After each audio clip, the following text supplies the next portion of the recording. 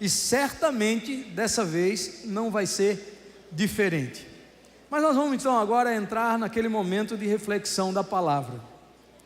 E para isso, irmãos, antes de lermos o texto bíblico que nos inspira, eu queria avisar os novos da igreja que nós temos um departamento de comunicação aqui na igreja. Se você é novo e precisa ser inserido, precisa estar ativo dentro da igreja, procure o departamento de integração da igreja, ele vai ajudar. Fica de pé, Marquinhos e Cris, fica de pé. Eles são os líderes da integração, esse casal lindo que a gente tem aqui, ó, 2 atletas, 2 personagens treinam, né?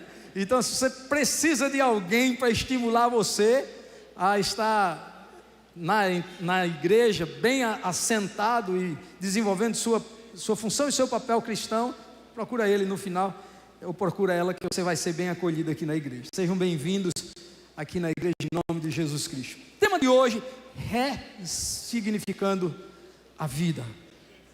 Sabe, eu passei por 2 experiências muito fortes nessa semana, que Deus me inspirou a estar refletindo nisso. E o texto de hoje está em Êxodo, capítulo de número 3, versículo de número 14. Esse texto que nós temos para hoje é um momento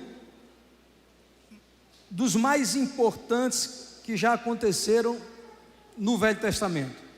Nem todos os que estão aqui têm familiaridade com a Bíblia. Eu vou pedir a você que já conhece toda a história do Êxodo, que você tenha um pouco de paciência, porque para aqueles que não têm familiaridade com a Bíblia, eu queria contextualizar o que aconteceu aqui, para que todos saiam entendendo.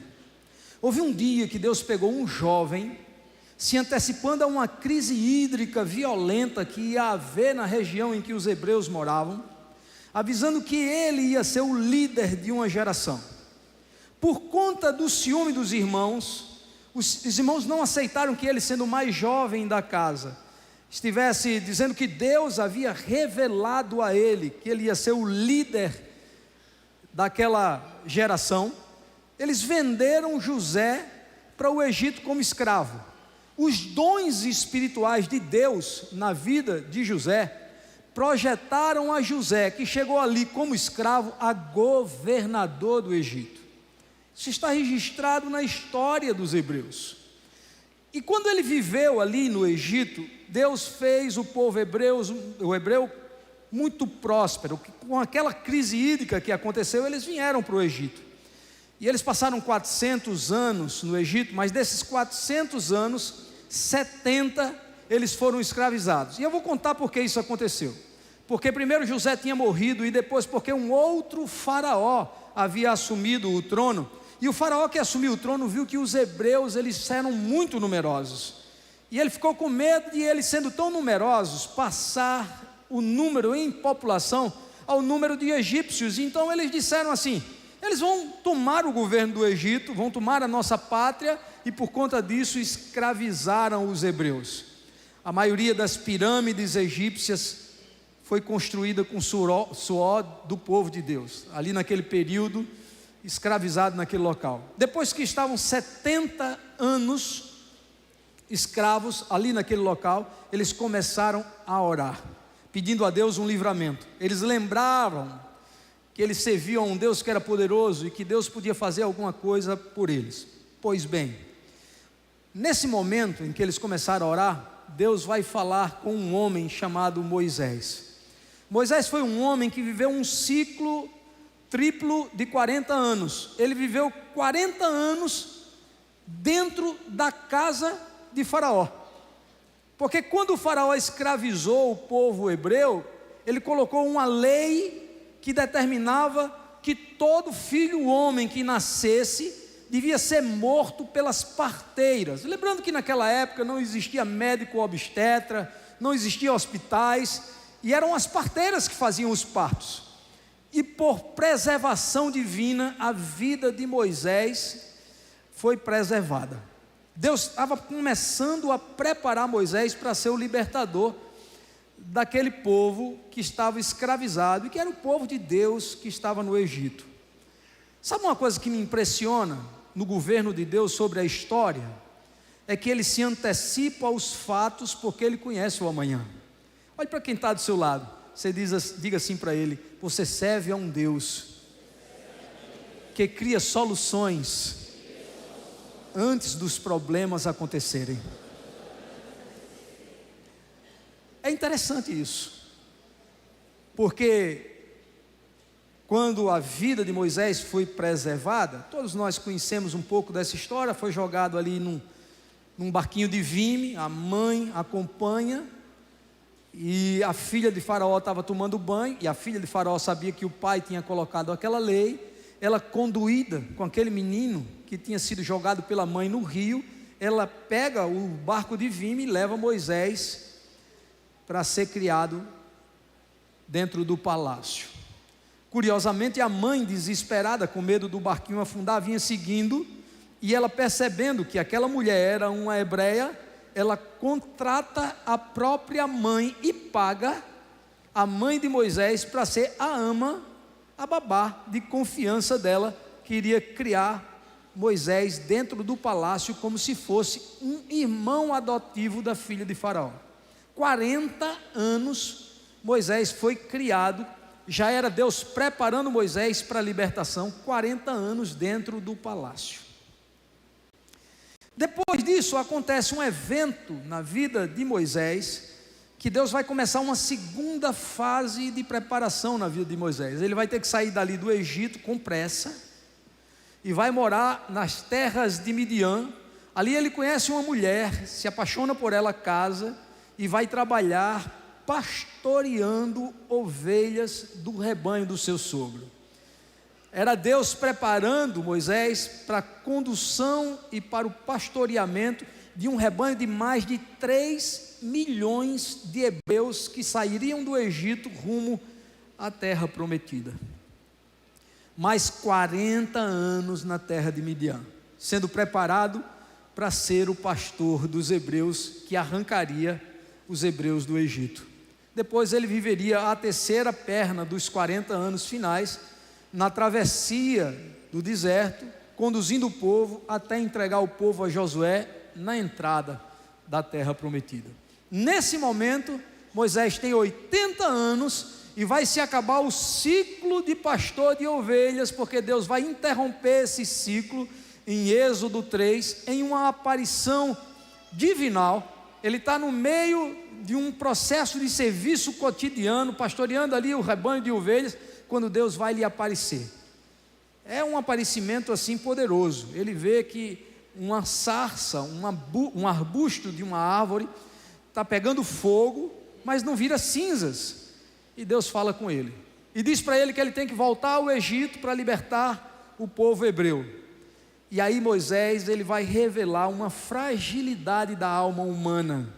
Durante 80 anos Deus esteve preparando Moisés, e pasmem, ele não percebeu.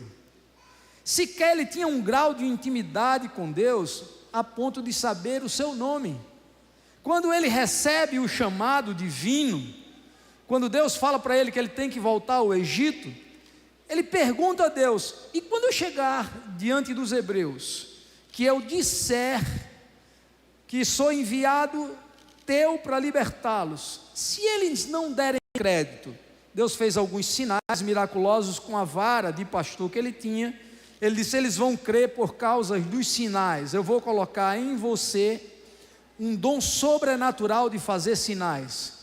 Mais que isso, Moisés pergunta: e se eles perguntarem o seu nome?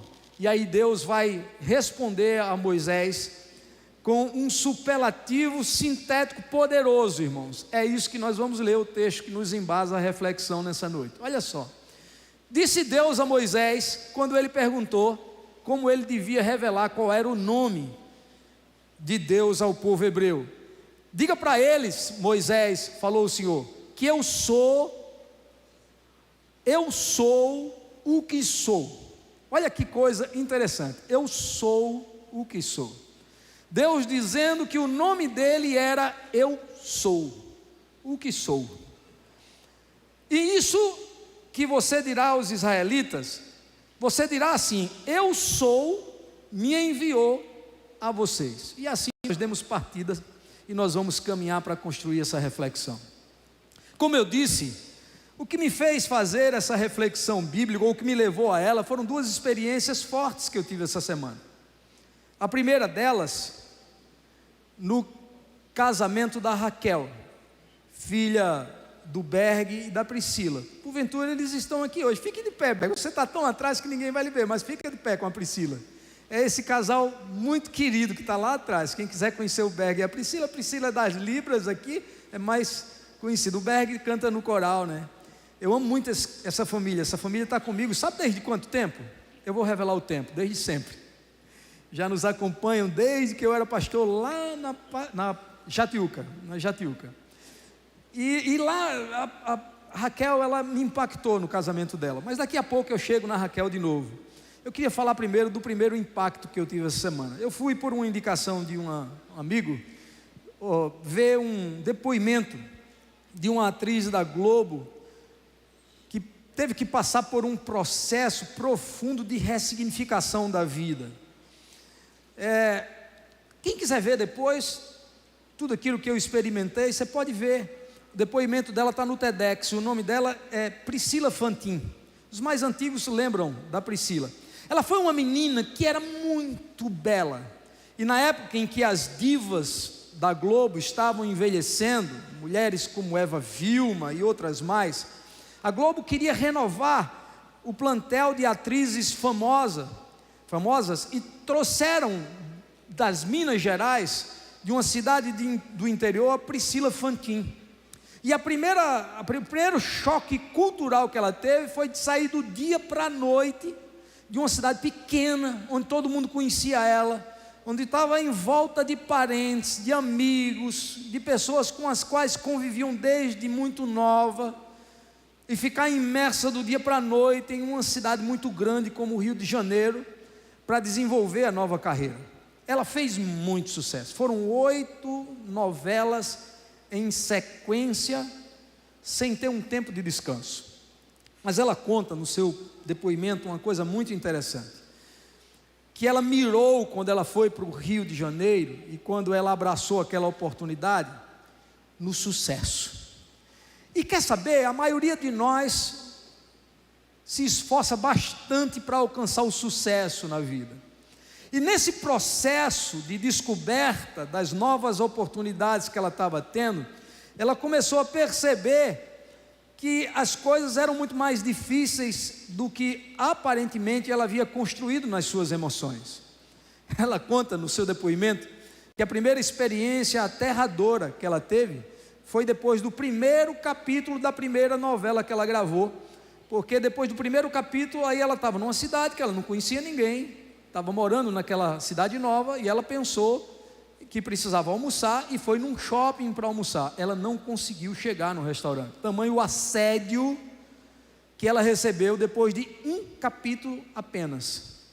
Mas uma coisa que é impressionante no depoimento dela, é que vivendo de personagem em personagem, assumindo a personalidade de outras pessoas com muita frequência, ela estava perdendo a sua própria razão de existência, a sua identidade primária, porque saía de e um ator ou atriz, para fazer o papel de um personagem, tem que ter uma imersão profunda, tem que imitar trejeitos, tem que ficar caricatos, tem que pensar como personagem, deixar de pensar como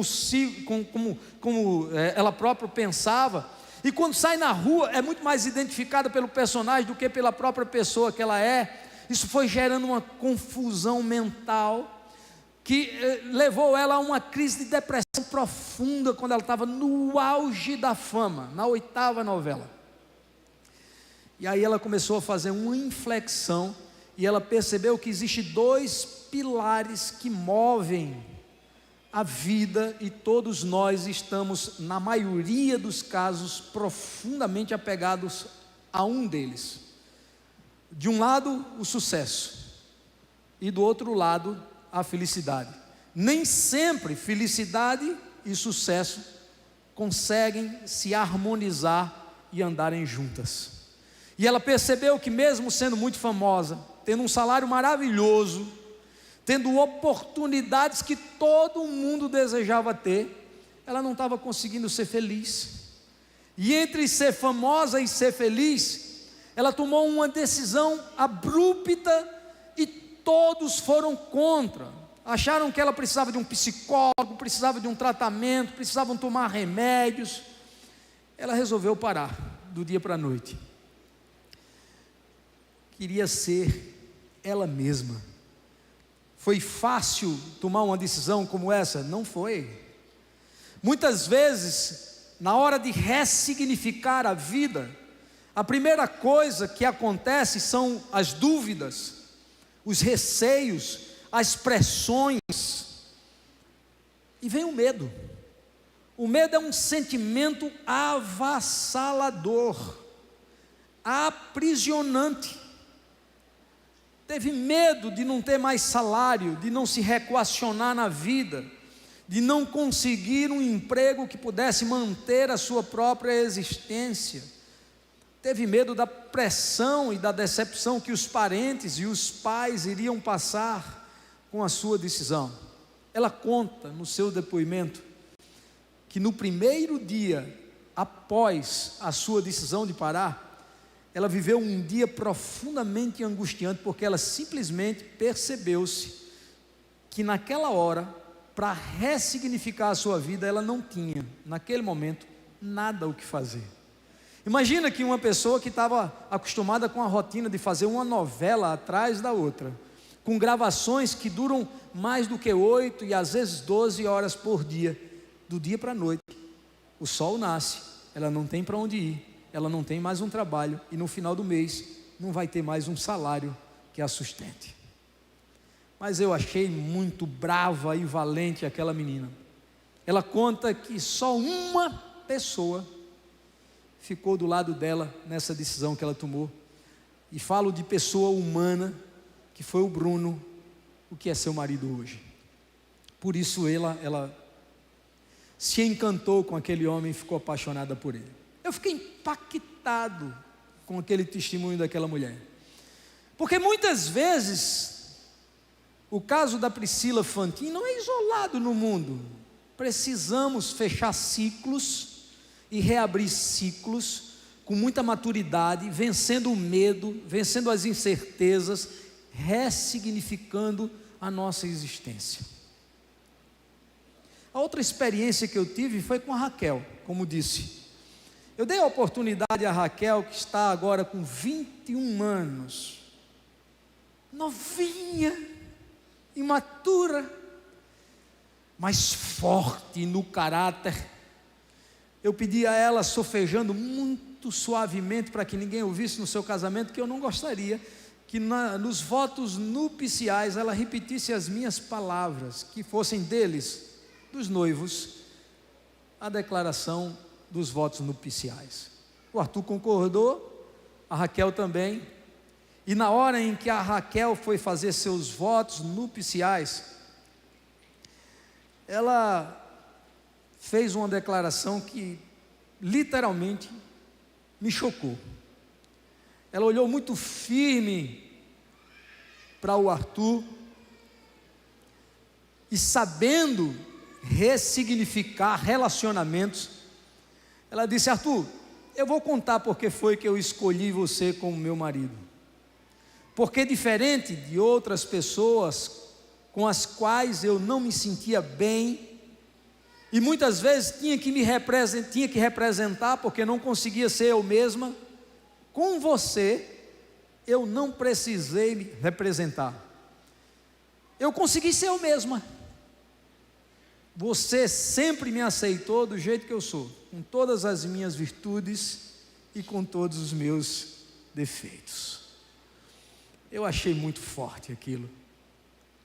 Porque de fato, irmãos, muitas vezes para alcançar o sucesso, nós vamos nos moldando como camaleões a circunstâncias que nem sempre fazem bem à nossa fé, às nossas emoções, ao nosso plano e perspectiva de vida. Quantas vezes isso não aconteceu já, por exemplo, na sua vida profissional? que para manter o emprego, muitas vezes você foi tolhendo ideais de vida, foi criando máscaras de coisas que muitas vezes estão fora do seu contexto de realidade e desejo do seu coração. Para manter relacionamentos, muitas vezes pessoas têm que literalmente se anularem para fazer aquele relacionamento minimamente dar certo. Forte.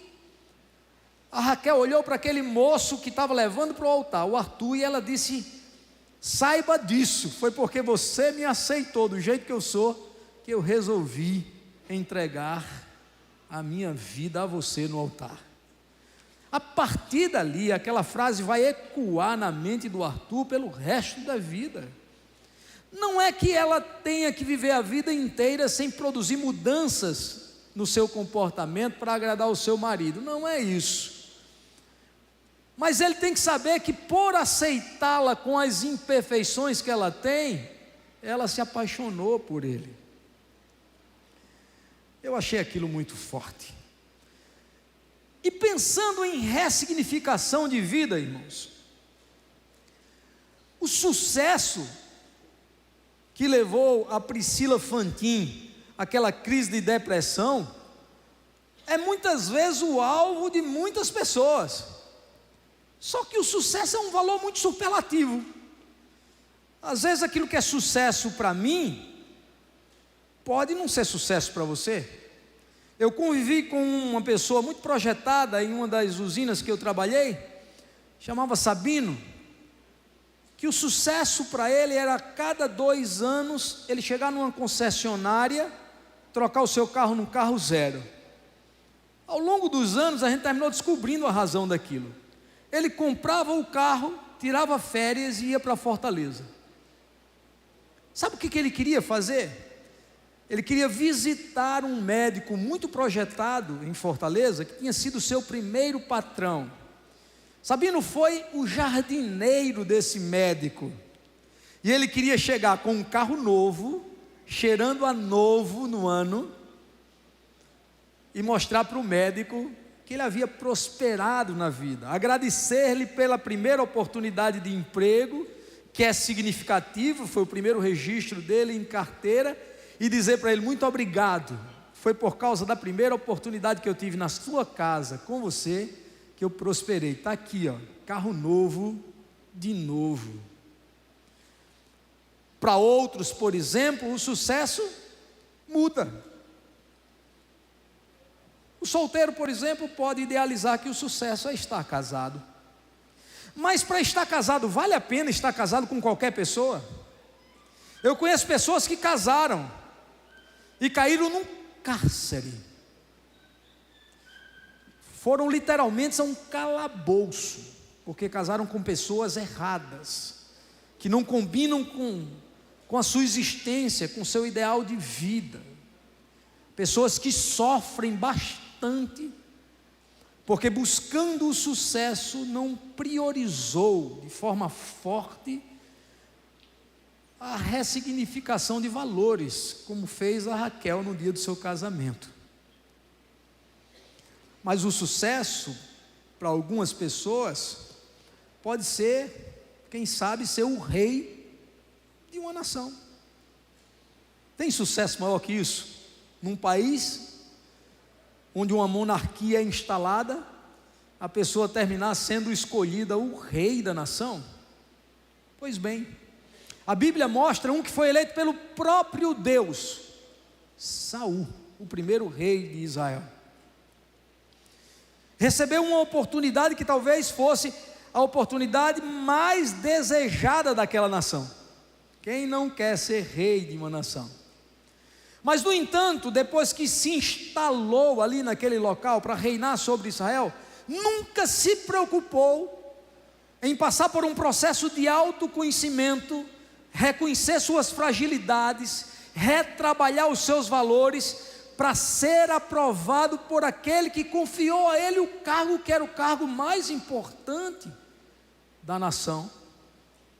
Cometeu tantos pecados mesmo investido da autoridade de ter sido escolhido pelo próprio Deus para ser o rei de Israel, que Deus foi se frustrando tanto ao ponto que, decepcionado, resolveu tirá-lo do trono.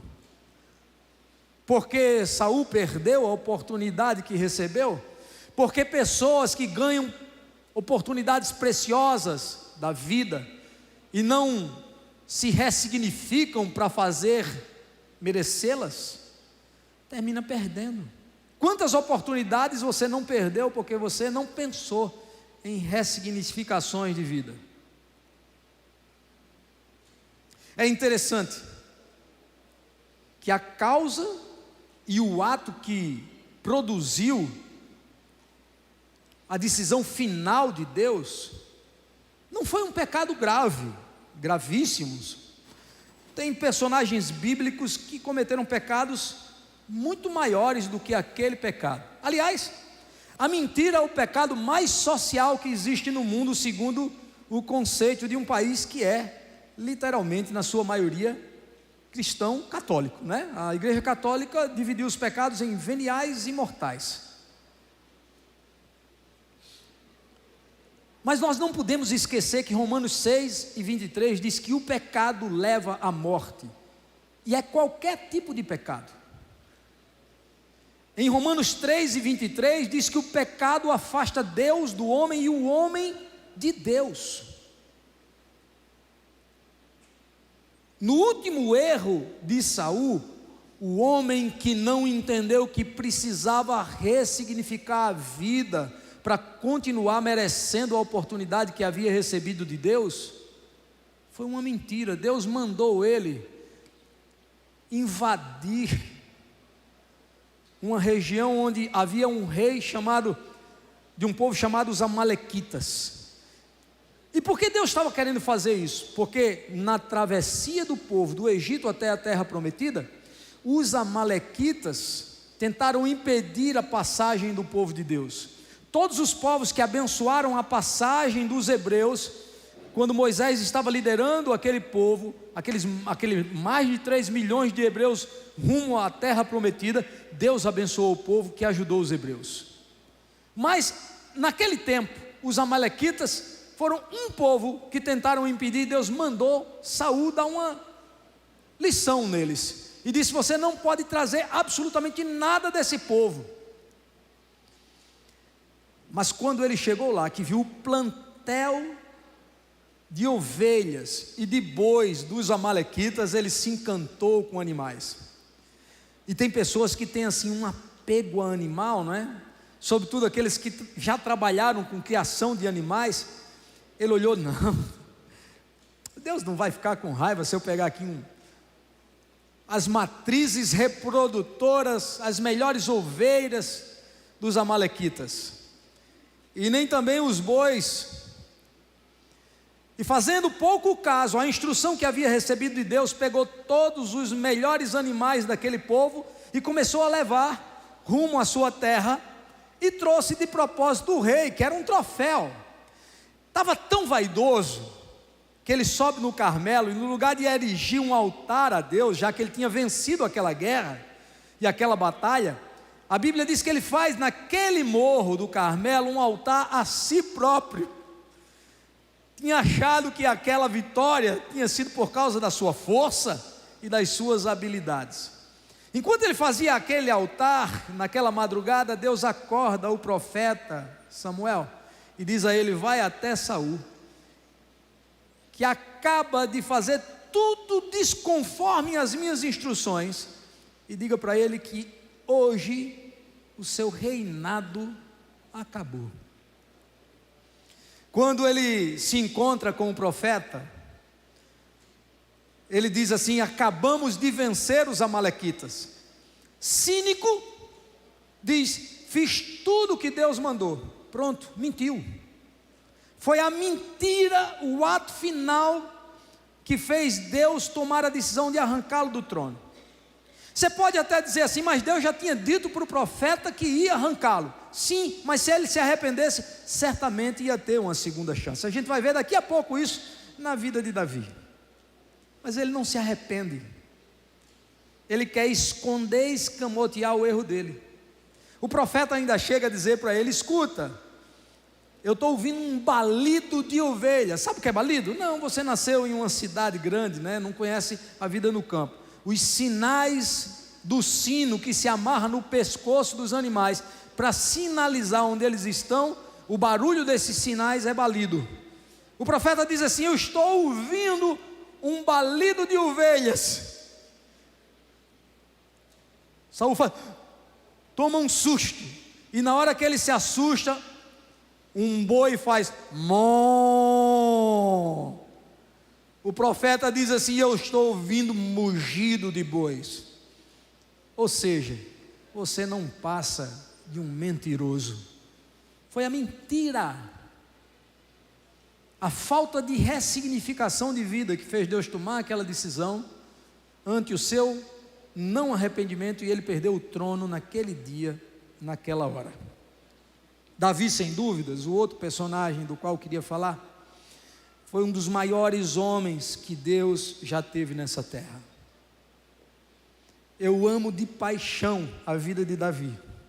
Aliás, é um dos desejos que eu tenho, conhecer Davi quando eu chegar no céu. Quem foi aquele personagem que dignificou tanto o nome de Deus? Mas Davi cometeu alguns erros, e um dos erros mais graves de Davi, não foram muitos, mas esse foi visceral. Davi adulterou com Batseba, que era casada com Urias, um general do seu exército, que inclusive estava em campanha militar. E a mulher engravidou, e ele quis, de forma cínica, esconder o pecado que havia cometido. Ele arranjou um estratagema diabólico de pedir ao general Abner para colocar Urias na frente da batalha. Naquela época, as guerras aconteciam, disputa homem a homem. A gente está acostumado hoje a ver guerras tecnológicas, guiadas por mísseis via satélites, mas naquela época o negócio era muito sangrento, e o próprio Urias leva uma carta que determinava pelo rei que o general do exército colocasse ele no fronte, e assim ele morre. Quando morre, passado o luto, a Bíblia diz que Davi pega Batseba, leva para o seu palácio, casa com ela, e simplesmente homologa aquele pecado, como que se pecados pudessem ser homologados. Ele vive uma mentira acobertada, supostamente por um ato de generosidade, porque tinha pego a viúva de um general e tornou-a sua esposa. Deus esperou Davi, olha, muitos anos, a ponto de ela ter tido com ele Salomão, mas houve um momento que a Bíblia diz que Deus cessou com a sua paciência, e ele manda o profeta Natã ir confrontá-lo. A diferença entre Saul e Davi é uma só: ambos tinham cometido pecados graves, mas quando confrontado, Saul resolveu insistir na mentira, e quando o profeta confronta Davi, Davi se ajoelha e confessa a sua culpa arrependido. Vai lamentar amargamente o seu erro e vai lutar profundamente por uma ressignificação de vida, por uma mudança que envolvesse alma, espírito, mente, desejo do seu coração. Nessa fase de reconstrução da sua vida espiritual, Davi escolhe, ou escreve, melhor dizendo, 2 salmos preciosos, que eram um reflexo de uma intimidade e de uma comunhão muito profunda que ele tinha com Deus, e por isso mesmo estava tentando se reconstruir. Quando ele escreve o primeiro desses salmos, ele tenta expressar para Deus e para todos aqueles que irão ler aquele salmo, que o pecado não compensa, porque ele diz: enquanto eu não confessei o meu pecado, uma avalanche de coisas negativas começaram a acontecer sobre mim. eu gemia de dia e de noite. Ele fala que confissão ajuda a redimir da culpa. Mas ele cinicamente tentou insistir na sua falta de ressignificação, até que foi confrontado. Quando foi confrontado, começou a lutar. E depois ele escreve o Salmo 51.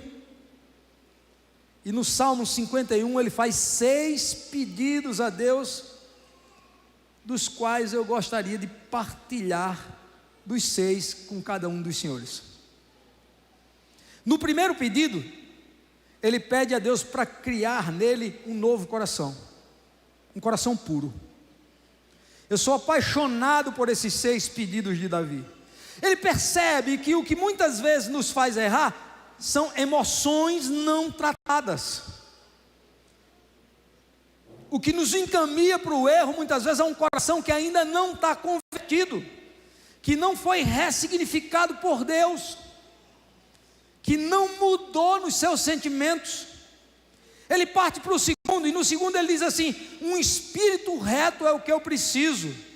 Ele percebe que as emoções foram mais fortes do que a direção e a construção do seu próprio espírito. A gente sabe, nós somos feitos por Deus, alma, corpo e espírito. O espírito tem que ser predominante nos nossos sentimentos. Se a alma prevalece sobre o espírito, nós somos literalmente levados pelo mal. E ele agora quer que Deus alinhe o seu espírito com toda a sua vontade. Ele pede isso a Deus. Ele faz um terceiro pedido: não lances fora a mim da sua presença.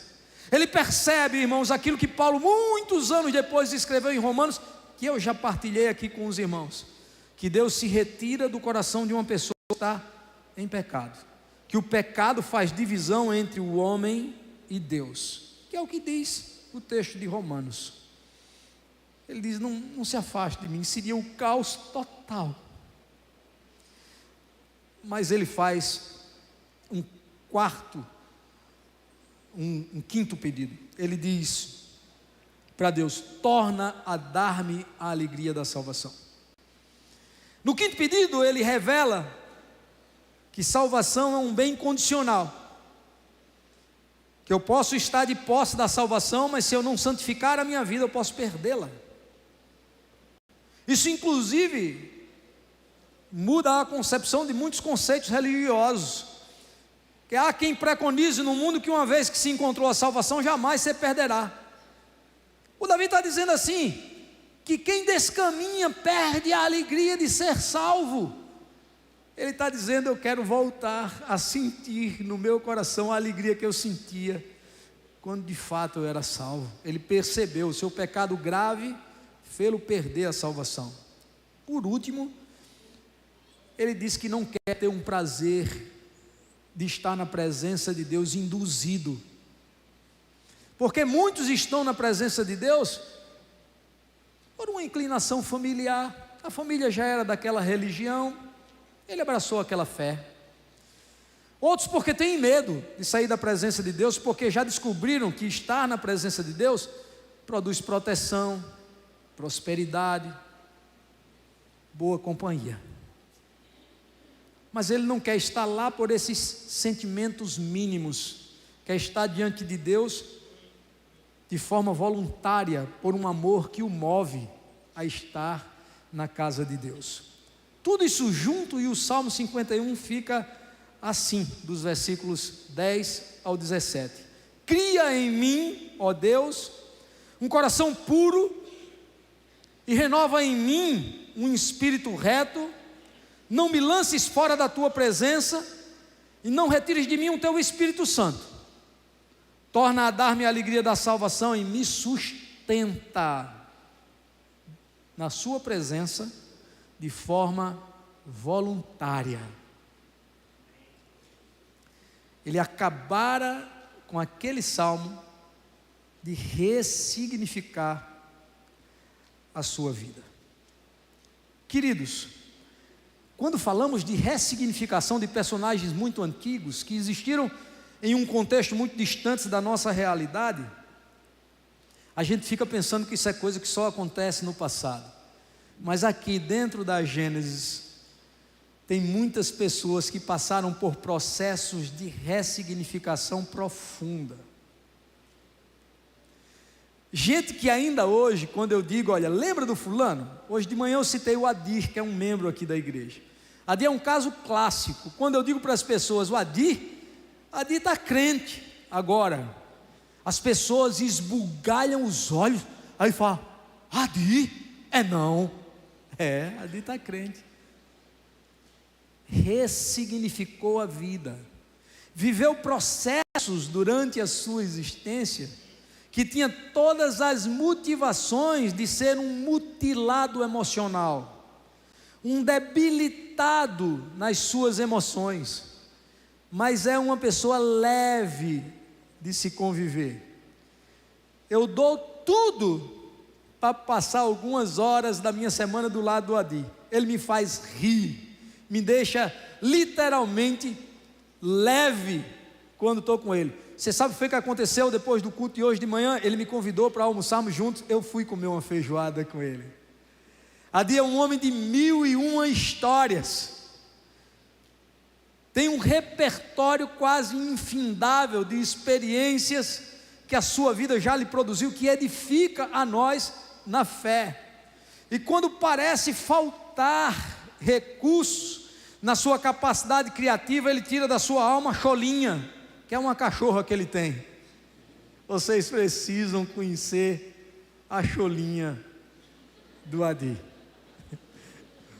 Ele veio de manhã, não veio de noite, mas quando ele vier, que você estiver na igreja, diga, Adir, vem cá, eu preciso conviver com você. Vocês vão descobrir que nós temos um tesouro aqui na igreja, uma pessoa que pode nos emprestar caráter e ressignificação de vida. Muitas vezes passamos por processos na vida que precisamos de gente assim, que venceu dores impossíveis de serem vencidas, porque essas pessoas nos inspiram a ressignificar a nossa vida também. Uma vez eu fui visitar uma amiga muito querida. Para ela o sucesso era manter o seu casamento vivo. Mas na verdade aquele casamento já nasceu falido. E eu não estou fazendo uma apologia aqui ao divórcio, eu sei das maldições que um divórcio produz na vida de uma pessoa. Mas no entanto, aquele casamento era um casamento que não funcionava desde o começo da sua existência. Foi uma sucessão tão interminável de adultérios, que aquela menina ficou com a alma ao longo dos anos literalmente retalhada. Naquele dia, quando nós fomos visitar a casa dela, eu e a Andréa, ela disse uma coisa que me impactou o coração. Ela disse assim, eu não sei mais o que fazer da minha vida, estava com os olhos em lágrimas. Ela disse assim, eu sei da maldição que foi o divórcio na vida de meus pais, e tudo que eu não queria era me divorciar, por isso que eu aguentei aquilo que a gente diz no popular, o pão que o diabo amassou. Mas a sua frustração é que, tendo feito tudo o que ela podia, um dia o marido dela disse, não quero mais ficar em casa, foi embora e nunca mais voltou. Ela estava naquele momento em que ela podia se autoafirmar dizendo, não valeu a pena tanta dor, tanto sofrimento, porque mesmo eu me doando o máximo, não consegui salvar meu casamento. Sabe, você e eu, talvez nunca passaremos pela dor de um divórcio, mas nós não estamos isentos de necessidade de ressignificação da vida quando um ciclo termina. Eu já vi pessoas que um ciclo da vida profissional terminou, e quando aquele ciclo naquela empresa terminou, para ele o mundo acabou. Parece que não existia outra oportunidade. Eu já vi pessoas que, quando perderam uma oportunidade na vida, perderam a motivação de viver. Nós estamos diante de um Deus que pode muitas coisas surpreendentes na nossa vida. mas nós precisamos aprender a ressignificar a nossa vida. Quando os ciclos terminam, nós não ficarmos paralisados nele. Entendemos que Deus tem coisas melhores e mais poderosas para vivenciarmos dentro de nós. E para que isso aconteça, substancialmente precisamos estar literalmente preparados para viver as novas fases de Deus em nossas vidas. Por isso, a Raquel me impactou com aquela frase. Eu escolhi esse rapaz porque ele me aceita. E eu não preciso ser uma versão diante dele. Eu posso ser eu mesma. Eu tentei evangelizar um industrial muito poderoso no ramo em que ele atuou no Brasil 3 vezes. Eu tive muitos encontros com ele, mas por 3 vezes ele abriu o coração para falar do Evangelho. E eu sou muito sensível nessas horas. Não gosto de falar do Evangelho no local de trabalho se não sou chamado a falar. E eu me lembro que a primeira vez ele começou me contando uma saga de sentimentos de inferioridade que ele tinha em relação ao irmão, que ele disse assim: para mim, eu idealizei que o sucesso era alcançar o meu primeiro bilhão antes do meu irmão. E por isso eu nunca tive tempo para Deus, porque nós estávamos conversando de Deus. Acontece que a secretária executiva dele se converteu em um período comigo, quando nós pastoreávamos uma igreja no Farol, e ela falava muito de Jesus para ele. Por isso ele tocou nesse assunto comigo. Num segundo encontro, ele disse para mim: olha, Ari, eu na volúpia de ficar bilionário, eu sufoquei tanto o meu tempo que eu não tive tempo para a família. E na terceira oportunidade, já ficando senil, eu vi uma confissão amargurada de um homem frustrado que idealizou o sucesso e não a felicidade. E ele me disse assim: na verdade, ele tinha uma mente iluminada, já faleceu, uma mente iluminada. Eu me lembro que a primeira vez eu disse para você que eu não tinha tempo para Deus, na segunda vez eu disse que eu não tive tempo para a família. Isso me levou a levar uma vida sem Deus, e hoje eu não tenho família, eu tenho uma família toda destroçada. Eu vivo solitário na vida. Mas hoje eu vou dizer a terceira coisa: eu não tive tempo nem para mim mesmo. Todo o meu tempo eu dediquei aos meus negócios. Que forma errática de construir a vida. O que é mais importante para você? O sucesso ou a felicidade? Eu quero encerrar, irmãos, essa mensagem, e vou encerrar pedindo de novo liberdade a Taninha para usar a experiência de vida dela. Taninha é uma jovem bonita, muito bela, que está aqui à minha esquerda. Eu tenho uma paixão pela história da Taninha, pela família. A mãe da Taninha era como se fosse uma irmã minha. Convivendo com a igreja, a gente tem motivações de ressignificar a nossa vida todos os dias, sem precisar olhar para canto nenhum, só para as pessoas da igreja.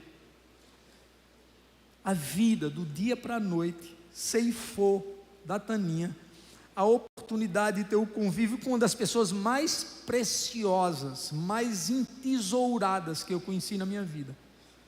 A mãe dela, a Marta. Do dia para a noite, a Marta faleceu. Ela ainda era uma menina quando isso aconteceu. Alguns anos depois, agora, mais recentemente, ela perdeu o pai, e ela ainda é muito jovem. Você sabe o que é você perder o pai e a mãe? Quando você perde o pai e a mãe, que você é casado, você ainda tem um amparo do marido, tendo filhos do filho. Você tem ocupações que te prendem às outras emoções, que te tiram a cabeça do foco. Mas eu vi um gigante nascer no coração dessa menina. Sabe por que isso aconteceu? Porque ela tem uma vida ressignificada diante da presença de Deus. Porque quando faltam os apoios que todo mundo ama ter, nunca faltará o apoio de Deus. Por isso eu gosto da forma que Deus se apresentou a Moisés e pediu a Moisés para apresentá-lo ao povo hebreu. Ele usou um superlativo, quando ele diz assim que ele devia ser apresentado como eu sou. Quando ele diz o meu nome é eu sou. E quando ele está falando de um ser que é eterno, que por isso quando falta pai e mãe, eternamente nós teremos a sua companhia, a sua proteção, o seu favor, o seu socorro é estável, não é instável como os valores da vida. Quando ele diz assim que ele é o eu sou, ele está entregando um superlativo que completa qualquer necessidade humana. Se um dia você estiver triste, ele diz, eu sou a sua alegria. Se você entrar numa crise emocional, ele diz assim, eu sou o atenuante para as tuas emoções e o teu equilíbrio. Se você um dia estiver se sentindo desamparado, ele diz assim, eu sou o teu amparo. Se você estiver fraco, ele diz, eu sou a tua força. Eu tenho paixão pelo nome que Deus mandou Moisés usar. E de lá para cá eu aprendi a usar esse nome para ressignificar a minha vida. Todas as necessidades que me passam à frente, eu lembro a minha alma minha, lembre-se que o nome do teu Deus é eu sou.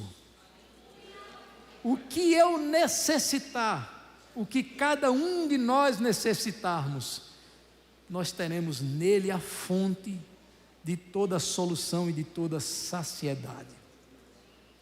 O que falta a cada um de nós para uma vida feliz? Aprendermos a mirar não no sucesso, conforme o idealizado pelo mundo, porque o verdadeiro sucesso da vida é ser feliz. Fique de pé. Eu queria chamar o ministério de louvor. Se você quer ser feliz na vida, sinalize isso diante de Deus, dando uma salva de palmas a Ele.